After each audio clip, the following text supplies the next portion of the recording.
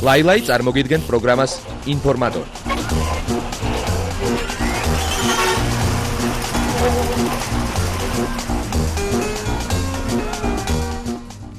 საღამო მშვიდობისა. თუ თქვენ სტუდია მაესტროსა და პირველი სტერეოს ერთგული მაყურებელი ბრძანდებით, ალბათ იცით, რომ ზუსტად 10 საათზე ეთერშია პროგრამა ინფორმატორი ლაილაისთან ერთად.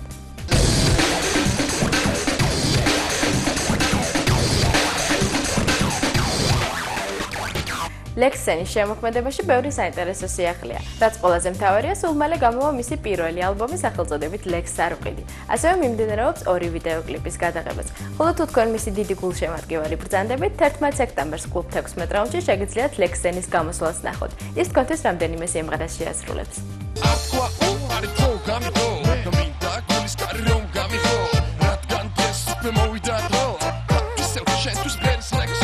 დავეწოთ იქიდან რომ ლექსენთან მუშაობა არის ძალიან ადვილი, იმიტომ რომ პრობლემებს არ ქმნის მოედანზე.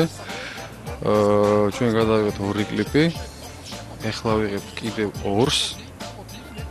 ინფორმაციისთვის დღესაც საღამოს რაღაც სასტირი გადაღება გვაქვს.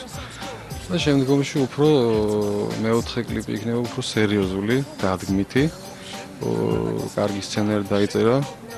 სცენარის ავტორია მამუკა ღვონტი. მისი პროდიუსერი.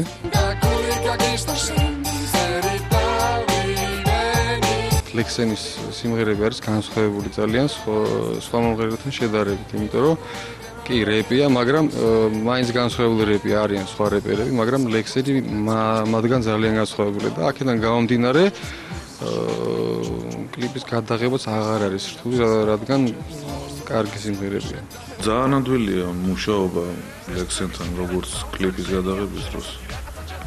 მისი ჩაწერის დროსაც რა კლიპზე მე თვითონ მიმუშავია ლექსენთან ერთად და მაგაზე მე ვიცი რომ მინახია რომ ადვილია და მე არ გამჭირვებია და სიმღერების ჩაწერის დროსაც იძახიან ხმის რეჟისორები გამოცდილი ხმის რეჟისორები რომ ადვილია, იმიტომ რომ ის თვითონ წერს ტექსტსაც, მუსიკასაც და ამიტომ ადვილია ადგილზე შეუძლია რაღაც შეცვალოს განაახლოს.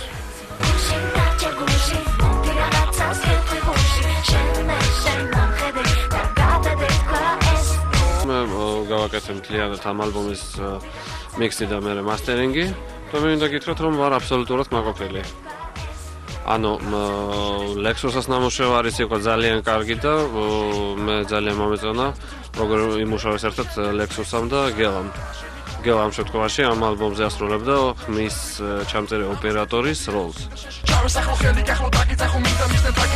მე მინდა გითხრა რომ რეპმენებთან აქამდე საერთოდ არ მქონია შეხება და ამდენი რაოდენობით რეპი ჯერ ამ სტუდიიდან არ გამომიშვია.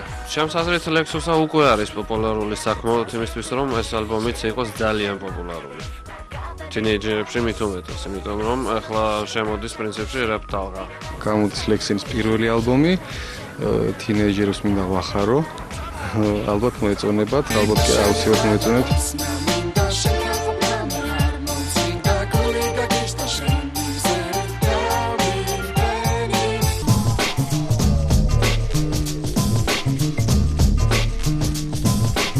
ქართველმა დიზაინერმა ავთო ცკვიტინიძემ მოსკოვიდან Fashion Week 2004-ში მონაწილეობაზე მოწვევა მიიღო.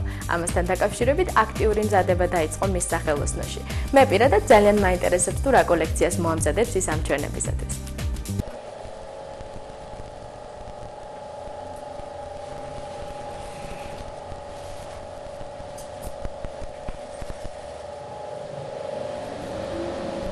ეს ძალიან რთული კონსტრუქცია, აი ფაქტობრივად ძალიან ბევრი ნაწილი დაშლილი.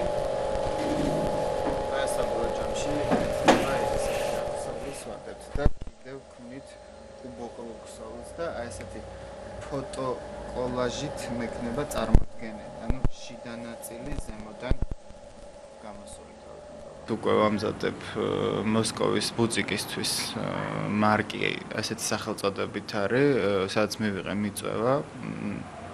ანუ აქ არის რამოდენიმე დიზაინერის, არაქართველი დიზაინერების ბუციკი და აი აქ დაიკიდება ჩემი დასაცმელები. პლუს ვამზადებ მოსკოვის Fashion Week-ისგან, სადაც უკვე მომივიდა მოწვევა, ანუ ორივე ერთი ხაზით მოვიდა ეს მოწვევა. გაზაფხული სეზონისთვის მე ალბათ უფრო გაზაფხულს წარმოვადგენ, იმიტომ რომ ზაფხულის მოდელები წამგებიანია ჩემი ბიზნესისთვის და აი ესე ვემზადები. ძირითადად იქნება წარმოდგენილი ხელით ნამუშევრები, რომელიც იქნება ძალიან რთულ აქსესუარებთან წარმოდგენილი, სპეციალურად ვაკეთებ ამ ჩვენებისთვის აქსესუარებს, კოლექცია იქნება ძალიან ჭრელი, ანუ მე არ წარმოვადგენ იქ, ვთქვათ, ახალ ავტოცქვიტინიძეს, ანუ ის წარდგება, რასაც მე წარმოვადგენ საქართველოში. მგონი კარგია. იცი რა არის, მე ანალოგიურ ჩვენებაში, მოსკოვის ჩვენებაში მონაწილეობა არ მემიღია არასოდეს. ჩვენ ეხანდელი კონტრაქტით ვიცით, რომ ეს მთელი კოლექცია უნდა გადავიდეს მარკის ბუტიკში, მაგრამ იქ თუ მოხდა ისეთი ფაქტი, რომ დაინტერესდება სხვა მაღაზიებიც, მე მიმაქვს პარალელურად ჩემი მეორე ხაზის მოდელებიც, ანუ იქ არის რამოდენიმე განხრით ჩვენება და პლუს გამოფენა. მოსკოვში Fashion Week-ი ჩატარდება 27 ოქტომბრიდან 4 ნოემბრამდე. მე ალბათ ერთი კვირით ადრე წავალ, რომ ყველაფერი საორგანიზაციო მხარე იქ აწესრიგებენ, მაგრამ რომ შევამოწმო, რომ ნამდვილად კარგ დონეზე გატარდება ჩემი ამბავი. საქართველოდან არ ვიცი, ჩემს გარდა მე მგონი არ აქვთ მოწვევა, თუ არ ვცდები. მე შეიძლება ვცდებოდი, არ ვიცი.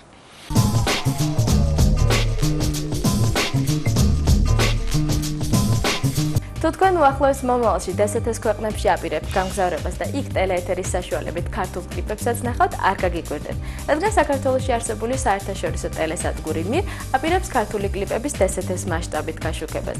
7 წლიანი მოღვაწეობის შემდეგ მირის წარმომადგენლები მიხვდნენ, რომ ეს შესაძლებელია. ამასთან დაკავშირებით მათ რედაქციაში პრესკონფერენცია მოეწყო.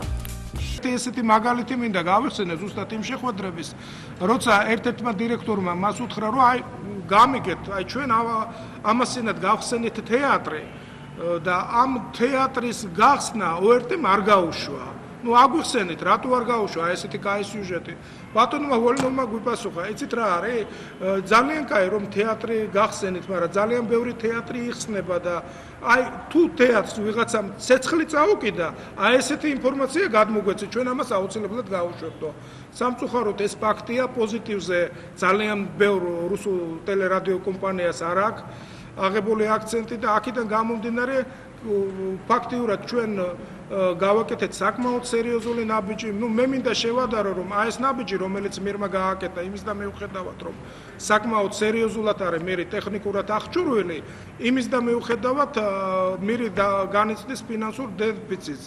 და მე შევადარე ჩვენი მოქმედება იმას, რომ დაუშვათ ჩვენ მდინარის ხომალდით შევწურეთ ოკეანეში. გადავრჩებით თუ არა, ეს ჩვენგან არის დამოკიდებული მეახლოებით. აი ესე ამდგომარი. გართობის ინდუსტრიას ეხლა რაც ეხება, პირველად უკვე ჩვენი ეთერის მეშვეობით გავიდა რამოდენიმე ქართული კლიპი ეთერში. რამოდენიმე ქართული ეს არის ვებერთელა ბერკეტი ქართული კულტურის პოპულარიზაციისათვის. რა საკურველია ყველა იმ ქვეყანაში, სადაც გადის, ყველა იმ ქვეყანაში და უკვე დაუშვათ დღესდღეობით ქართულ შოუ ბიზნესის წარმომადგენლებს ექნებათ საშუალება გაიცნონ ჩვენი კულტურა, გაიცნონ პირდაპირ. პოლიტიკური მოვლენები, იგივე ეკონომიკური მოვლენები, თემ სოფლიოში და ასევე რუსეთში ცნობილი არის ასე თუ ისე საქართველოს. რაც შეეხება შოუ ბიზნესს, ძალიან დიდი დეფიციტია, იმიტომ რომ სოსო ყავლეაშვილის, ნანი პრეგვაძის, თამარ გვეწითელის გარდა არავის არ იცნობენ. ამ სამ ადამიანს ასე თუ უნდა მოხდა კიკალოდეს.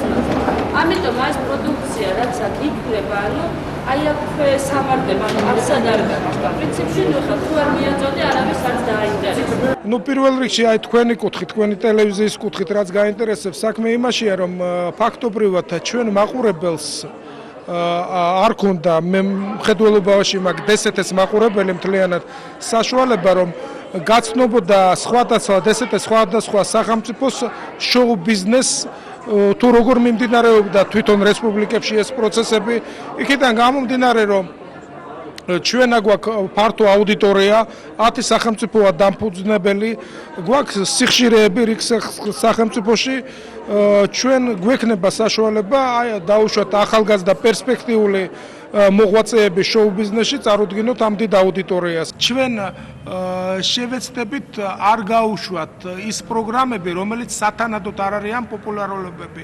არასდროს არ მოხდება მირზე დაუშვათ ისეთი ამბავი, რომ მოხდეს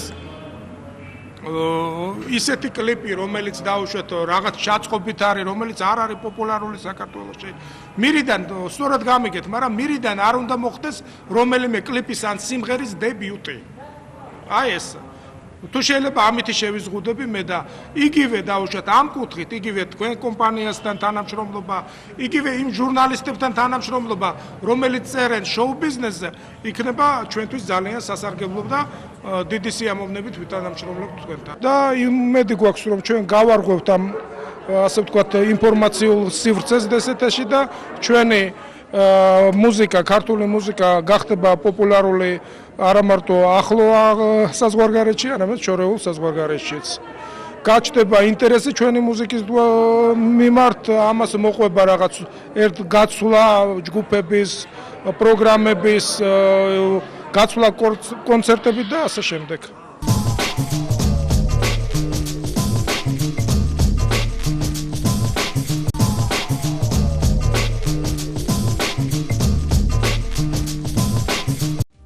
დათო ნადარეიშვილი ახალ პროექტს ამზადებს კლუბ 16 რაუნდში. მასში დაკავებული იქნება მხოლოდ დიჯეი და პერკუსიონისტი. ინფორმატორი გენერალურ რეპეტიციას დაესწრო.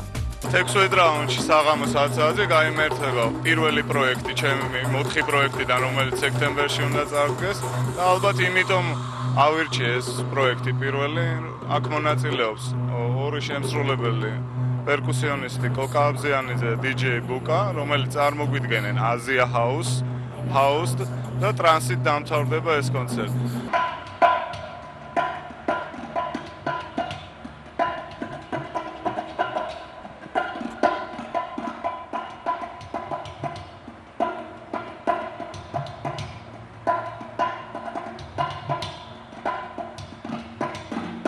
რაც მთავარია, ამას აკომპანირებას გაუკეთებს კოკა აბზიანიძე 7 ინსტრუმენტზე. აქედან ერთ-ერთი ინსტრუმენტი, ერთი აფრიკული ინსტრუმენტი, რომელიც ჯერ არასდროს არ გამოყენებულა საქართველოში. ეს არის სარიტუალო აფრიკული ინსტრუმენტი. რაზე ჩავთვალე, რომ ჩემი პროექტები დაწყებულიყო ამ პროექტით, იმიტომ რომ ეს ბავშვი, რომელიც არის 16 წლის პერკუსიონისტი კოკა აბზიანიძე, მას აქვს დაკვრის ყველასგან განსხვავებული მანერა, იმიტომ რომ ეს ამ საკრავებზე ყველაზე უკრავს თითებით. რაც სიახლეა ალბათ ქართული შოუ ბიზნესისთვის.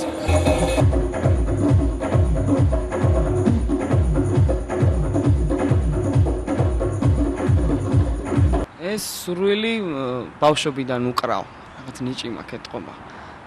ტაფებს დავიწყე. დაკვრა მაგიდებზე, სულ ამსხრევდი ყველაფერს, მეჩხუბებოდი, მაგრამ ჩემსას არ ვიშლიდი. მაინც უკრავდი და უკრავდი. კიდე რა ვინ მასწავლა?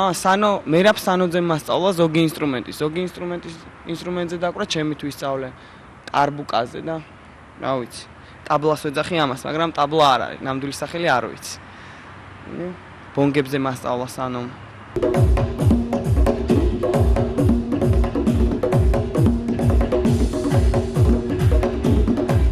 ხვალინდელ დღეს ველი ძალიან მაგრა, ძალიან მონდომებული ვარ და ძალიან მაგარი იქნება. და ბევრი ხალხი იქნება, მე მგონი, იმედია.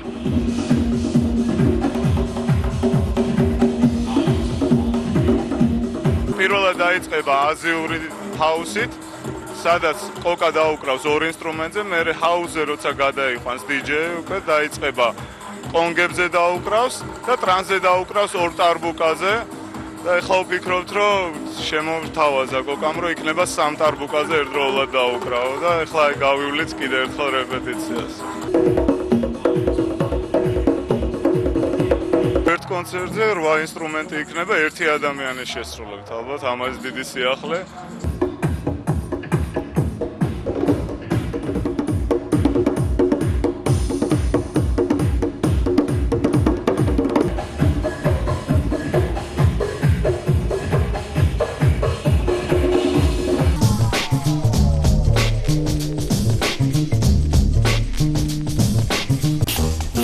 ლაილაი წარმოგიდგენთ პროგრამას ინფორმატორი.